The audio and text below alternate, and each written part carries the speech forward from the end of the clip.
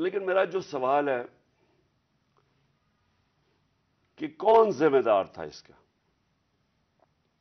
کس نے ایک چلتی ہوئی حکومت جو اچھی بلی جو میں خود آپ کو بتا رہا ہوں، اور یہ آپ اکنامک سروے آف پاکستان میں دیکھ سکتے ہیں کہ ہماری پرفارمنس کیا تھی.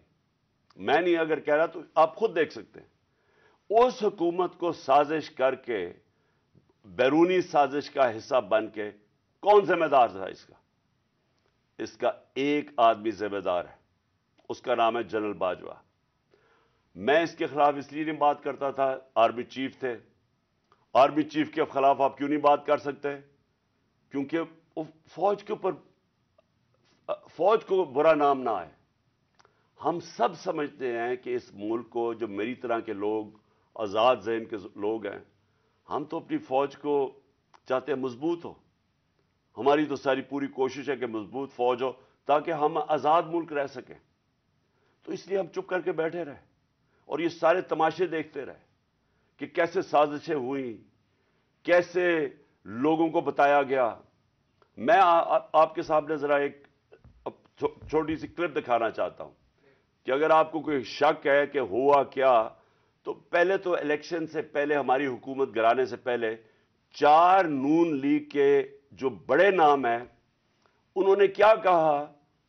ان سے جب پوچھا گیا کہ جناب آپ نو کانفیڈنس موشن کامیاب ہو سکتی ہے اسٹیبلشمنٹ کے بغیر، اور یہ انہوں نے کہا. ذرا یہ سب، اب میں چاہتا ہوں پہلے سب دیکھیں.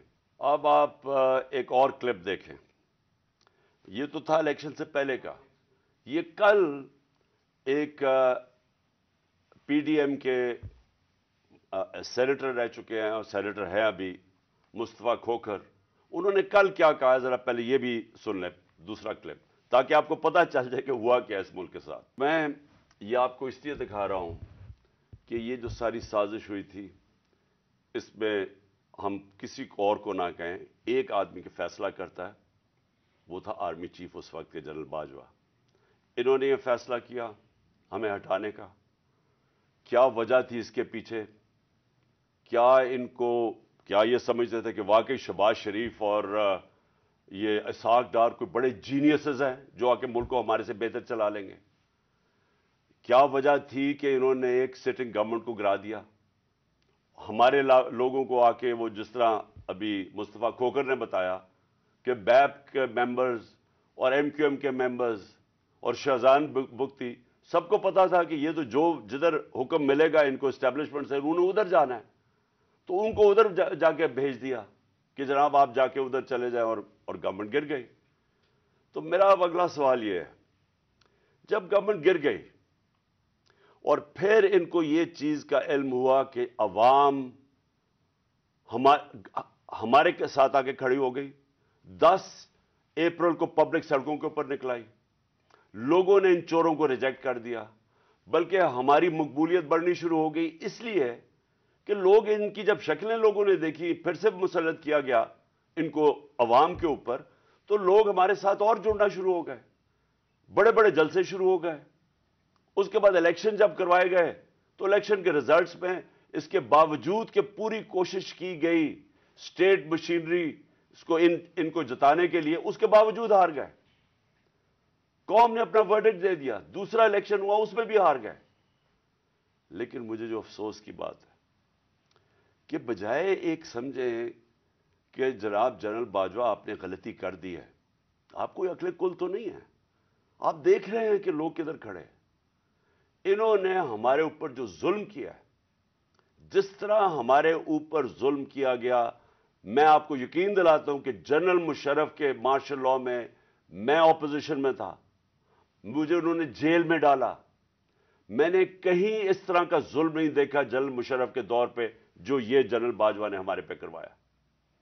ہمارے لوگوں کے اوپر دھمکیاں، ٹیلی فون سے دھمکیاں آ رہی ہیں. وہ جو ہماری حمایت کرے یا جو ہمارے ساتھ میڈیا کے لوگ ہوں، ان کے اوپر دھمکیاں. جو میڈیا ہاؤس تھا، سلمان اقبال، وہ ملک سے باہر چلا گیا. اس کے بعد صابر شاکر ملک سے باہر چلا گیا. آج معید پیرزادہ ملک سے باہر گیا ہوا ہے اسی خوف سے. ارشد شریف، اتنی بڑی ٹریجڈی ہوئی ہے، اس کو جو دھمکیاں دی، کیا وجہ تھی اس کی؟ وہ ایک دیانتدار آدمی، وہ بتا رہا تھا کہ اس ملک کے ساتھ کیا ظلم ہوا ہے، کہ اچھی بلی گورنمنٹ آپ نے گرا کے چوروں کو بٹھا دیا، تو بجائے یہ کہ کریکٹ کرنا، ہمارے اوپر ظلم شروع ہو گیا۔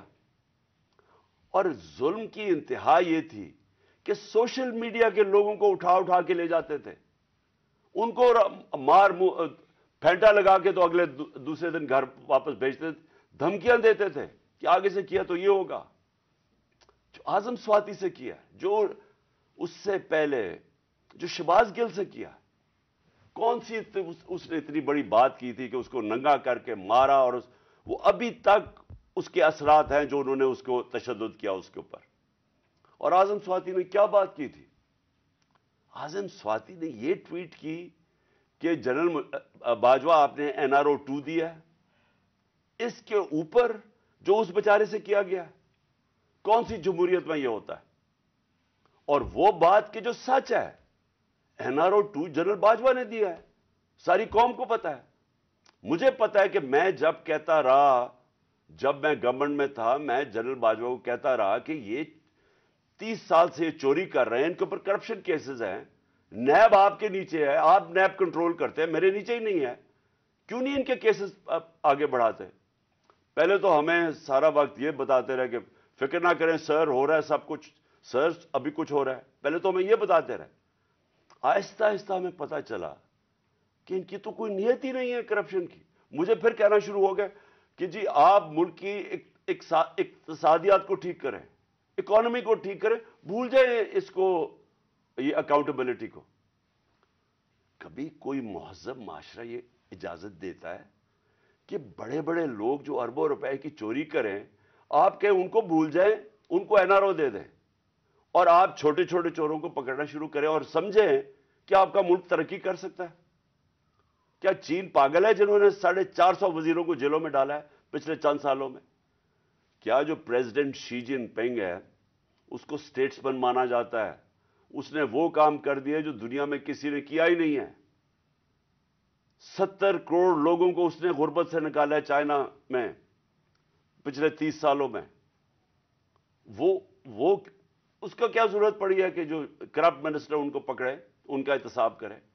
کیونکہ کوئی معاشرہ بھی کامیاب نہیں ہو سکتا جب تک رول آف لا نہیں ہوتا، جب تک انصاف نہیں ہوتا، جب تک آپ بڑے بڑے لوگوں کو، جو اصل تو نقصان ملک کو بڑے چور کرتے ہیں، آپ ان کو پکڑ نہیں رہے، اور آپ کہہ رہے ہیں کہ جی نیچے سے یہ بیچارے چھوٹے چھوٹے لوگوں، پٹواریوں کو پکڑتے رہے۔ اور یہ ہمارے سامنے ہوا، شہباز شریف کو بچایا گیا، اس کو اوپر اوپن اینڈ شٹ کیس تھا، اس کا 16 ارب روپے کا یہ جو FI کا کیس تھا، اس پہ تو کوئی شک ہی نہیں تھا۔ اور اس کا جو بیٹا باہر بھاگ گیا، آج جو سلمان شہباز واپس آیا ہے، وہ کیوں باہر بھاگا تھا؟ جیسے ہی FIA نے اس سے سوال پوچھا کہ جناب بتائیے مقصود چپڑاسی اور نوکروں کے پاس اربوں روپے کدھر سے آئے ہیں، وہ ایک دم ملک سے باہر بھاگ گیا، اور اس کو ان ساروں کو واپس لایا جا رہا ہے۔ کیا ہوا؟ اس میں کوئی شک ہے کہ NRO 2 دے کے اس سارے ملک کا ایک جنرل مشرف نے نقصان کرایا تھا NRO 1 کا؟ اس ملک نے بھاری قیمت ادا کی اس کی، 4 گنا زیادہ ہمارا قرضہ چڑھایا انہوں نے 10 سالوں میں لوٹ مار کر کے۔ اب پھر جب ان کے اوپر کیسز تھے، 1100 ارب روپے کے کیسز ہیں، وہ انہوں نے پھر ان کو NRO 2 دلوا دیا۔ تو کون تھا اس کا ذمہ دار؟ کس نے یہ کیا تھا؟ جنرل باجوہ نے کیا تھا۔ میں آپ کو چیزیں اس کی طرف دکھانا چاہتا ہوں کہ کیسے قانون انہوں نے بنایا جس میں بچے لوگ، جس میں ہر کسی کو بچایا گیا۔ انہوں نے جناب نیب لا کی سیکشن 4 میں امینڈمنٹ کی، اس کے اندر یہ فیصلہ، اس کے اندر کون بچتے ہیں؟ راجہ پرویز اشرف بچ جاتے ہیں، اور شاید خاقان عباسی بچ جاتے ہیں۔ پھر انہوں نے ایک اور کیا، بے نامی دار کی ڈیفینیشن سیکشن 5E، اس میں مریم نواز پاک ہو کے نکلائی ساری چوری سے۔ پھر انہوں نے سیکشن 9، جس کے اندر شہباز شریف بچ جاتے ہیں، اور جس کے اندر کہ اگر آپ کسی اور کے نام پہ، یعنی اگر آپ میں پرائم منسٹر ہوں، میں اپنے خاندان کے نام پہ چیزیں لوں، تو اس کا مطلب کہ آپ جواب دہی نہیں ہیں، تو جو ٹی ٹی کے سارے کیسز تھے شہباز شریف کے وہ اس سے پاک ہو گیا۔